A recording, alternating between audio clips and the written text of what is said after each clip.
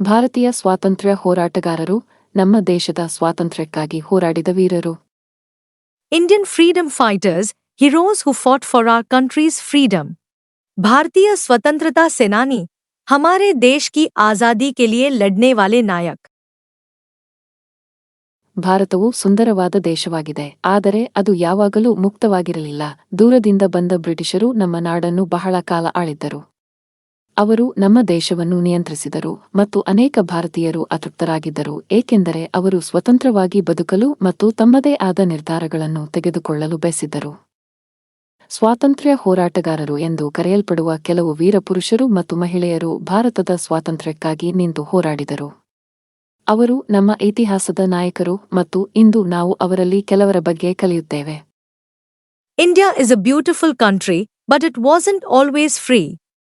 For a long time, our land was ruled by the British, who came from far away. They controlled our country, and many Indians were unhappy because they wanted to live freely and make their own decisions. That's when some brave men and women, called freedom fighters, stood up and fought for India's independence. They are the heroes of our history, and today, we will learn about a few of them. Bharat एक खूबसूरत देश है, लेकिन यह हमेशा से आजाद नहीं था. लंबे समय तक हमारी भूमि पर अंग्रेजों का शासन रहा, जो दूर दूर से आए थे. उन्होंने हमारे देश को नियंत्रित किया, और कई भारतीय नाखुश थे क्योंकि वे आजादी से जीना चाहते थे और अपने फैसले खुद लेना चाहते थे. तभी कुछ बहादुर पुरुष और महिलाएं, जिन्हें स्वतंत्रता सेनानी कहा जाता है, खड़े हुए और भारत की आजादी के लिए लड़े. वे हमारे इतिहास के नायक हैं, और आज हम उनमें से कुछ के बारे में जानेंगे. ಮಹಾತ್ಮ ಗಾಂಧಿ ಅಹಿಂಸೆಯ ನಾಯಕ. ಮಹಾತ್ಮ ಗಾಂಧಿ ಅತ್ಯಂತ ಪ್ರಸಿದ್ಧ ಸ್ವಾತಂತ್ರ್ಯ ಹೋರಾಟಗಾರರಲ್ಲಿ ಒಬ್ಬರು. ಆಯುಧಗಳೊಂದಿಗೆ ಹೋರಾಡುವುದು ಸ್ವಾತಂತ್ರ್ಯವನ್ನು ಸಾಧಿಸಲು ಸರಿಯಾದ ಮಾರ್ಗವಲ್ಲ ಎಂದು ಅವರು ನಂಬಿದ್ದರು. ಬದಲಾಗಿ ಶಾಂತಿಯುತವಾಗಿ ಹೋರಾಡಲು ಜನರಿಗೆ ಕಲಿಸಿದರು. ಈ ಕಲ್ಪನೆಯನ್ನು ಅಹಿಂಸೆ ಅಥವಾ ಅಹಿಂಸಾ ಎಂದು ಕರೆಯಲಾಗುತ್ತದೆ.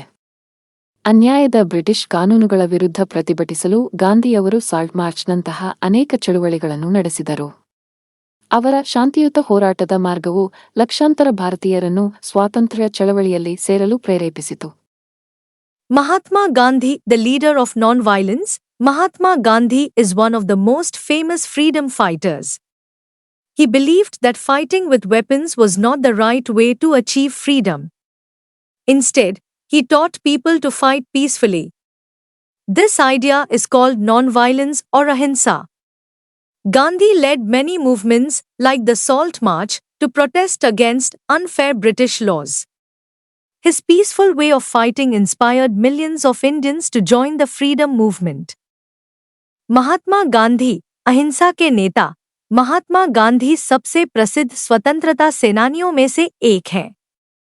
उनका मानना था कि हथियारों से लड़ना स्वतंत्रता प्राप्त करने का सही तरीका नहीं है. इसके बजाय उन्होंने लोगों को शांतिपूर्वक लड़ना सिखाया. इस विचार को अहिंसा या अहिंसा कहा जाता है. गांधी ने अनुचित ब्रिटिश कानूनों के विरोध में नमक मार्च जैसे कई आंदोलनों का नेतृत्व किया.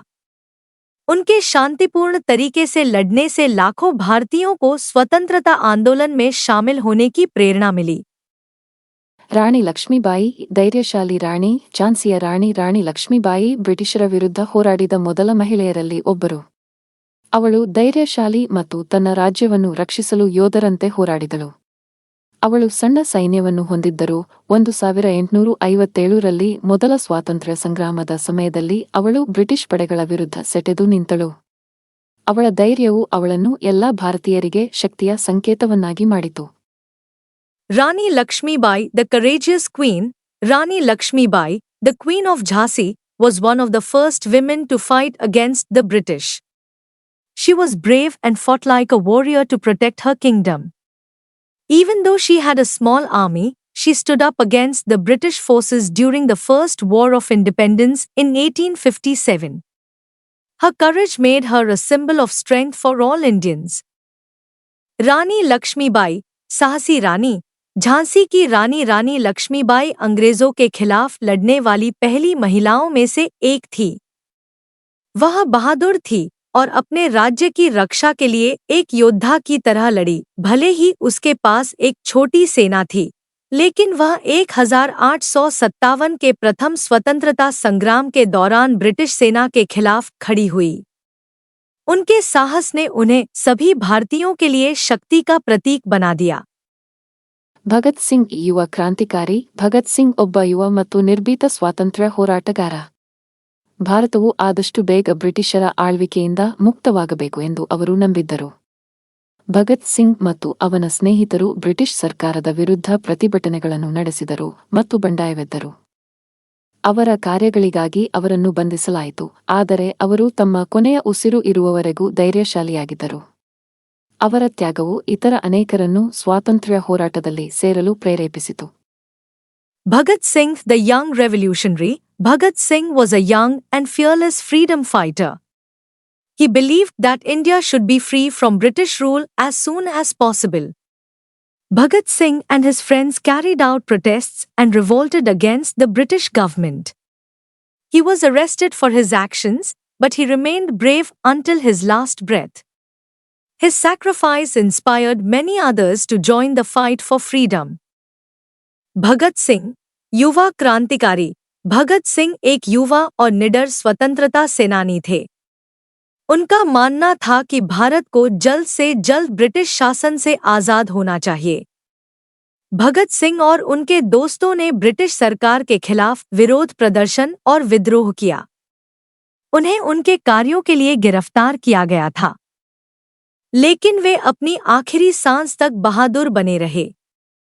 उनके बलिदान ने कई अन्य लोगों को स्वतंत्रता की लड़ाई में शामिल होने के लिए प्रेरित किया. ಸುಭಾಷ್ ಚಂದ್ರ ಬೋಸ್. ಕೆಚ್ಚೆದೆಯ ಸೈನಿಕ ನೇತಾಜಿ ಎಂದು ಕರೆಯಲ್ಪಡುವ ಸುಭಾಷ್ ಚಂದ್ರ ಬೋಸ್ ಅವರು ಸೇನೆಯೊಂದಿಗೆ ಬ್ರಿಟಿಷರ ವಿರುದ್ಧ ಹೋರಾಡುವ ಮೂಲಕ ಭಾರತವನ್ನು ಸ್ವತಂತ್ರಗೊಳಿಸಲು ಬಯಸಿದ ಪ್ರಬಲ ನಾಯಕರಾಗಿದ್ದರು. ಅವರು ಭಾರತೀಯ ರಾಷ್ಟ್ರೀಯ ಸೇನೆಯನ್ನು ರಚಿಸಿದರು ಮತ್ತು ಭಾರತದ ಸ್ವಾತಂತ್ರ್ಯಕ್ಕಾಗಿ ಹೋರಾಡಲು ಇತರ ದೇಶಗಳ ಸಹಾಯವನ್ನು ಕೋರಿದರು. ಅವರ ಪ್ರಸಿದ್ಧ ಘೋಷಣೆ ನನಗೆ ರಕ್ತ ಕೊಡಿ ಮತ್ತು ನಾನು ನಿಮಗೆ ಸ್ವಾತಂತ್ರ್ಯವನ್ನು ನೀಡುತ್ತೇನೆ. ಅವರು ಅನೇಕ ಜನರಿಂದ ಪ್ರೀತಿಸಲ್ಪಟ್ಟರು ಮತ್ತು ಭಾರತವನ್ನು ಮುಕ್ತಗೊಳಿಸಲು ಅವರ ದಿಟ್ಟ ಪ್ರಯತ್ನಗಳಿಗಾಗಿ ನೆನಪಿಸಿಕೊಳ್ಳುತ್ತಾರೆ. Subhas Chandra Bose, the brave soldier. Subhas Chandra Bose, also known as Netaji, was a strong leader who wanted to free India by fighting the British with an army. He formed the Indian National Army and sought help from other countries to fight for India's independence. His famous slogan was "Give me blood, and I will give you freedom." He was loved by many people and is remembered for his bold efforts to make India free. Subhash Chandra Bose, बहादुर सैनिक. सुभाष चंद्र बोस, जिन्हें नेताजी के नाम से भी जाना जाता है, एक मजबूत नेता थे जो एक सेना के साथ अंग्रेजों से लड़कर भारत को आजाद कराना चाहते थे.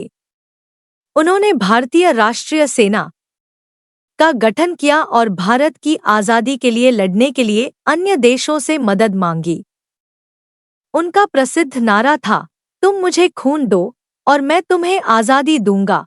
उन्हें बहुत से लोग प्यार करते थे और भारत को आजाद कराने के उनके साहसिक प्रयासों के लिए उन्हें याद किया जाता है. ಜವಾಹರಲಾಲ್ ನೆಹರು. ಮೊದಲ ಪ್ರಧಾನಮಂತ್ರಿ ಜವಾಹರಲಾಲ್ ನೆಹರು ಅವರು ಮಹಾತ್ಮ ಗಾಂಧಿಯವರೊಂದಿಗೆ ನಿಕಟವಾಗಿ ಕೆಲಸ ಮಾಡಿದ ಇನ್ನೊಬ್ಬ ಪ್ರಮುಖ ಸ್ವಾತಂತ್ರ್ಯ ಹೋರಾಟಗಾರರಾಗಿದ್ದರು. ಅವರು ಭಾರತೀಯ ರಾಷ್ಟ್ರೀಯ ಕಾಂಗ್ರೆಸ್ನ ನಾಯಕರಲ್ಲಿ ಒಬ್ಬರು, ಶಾಂತಿಯುತ ರೀತಿಯಲ್ಲಿ ಸ್ವಾತಂತ್ರ್ಯಕ್ಕಾಗಿ ಹೋರಾಡಿದ ಗುಂಪು. ನೆಹರು ಭಾರತವನ್ನು ಆಧುನಿಕ, ಏಕತೆ ಮತ್ತು ಬಲಿಷ್ಠ ರಾಷ್ಟ್ರವಾಗಿ ನೋಡಲು ಬಯಸಿದ್ದರು. 1947ರಲ್ಲಿ ಭಾರತಕ್ಕೆ ಸ್ವಾತಂತ್ರ್ಯ ದೊರೆತ ನಂತರ ನೆಹರು ದೇಶದ ಮೊದಲ ಪ್ರಧಾನಿಯಾದರು. Jawaharlal Nehru, the first Prime Minister.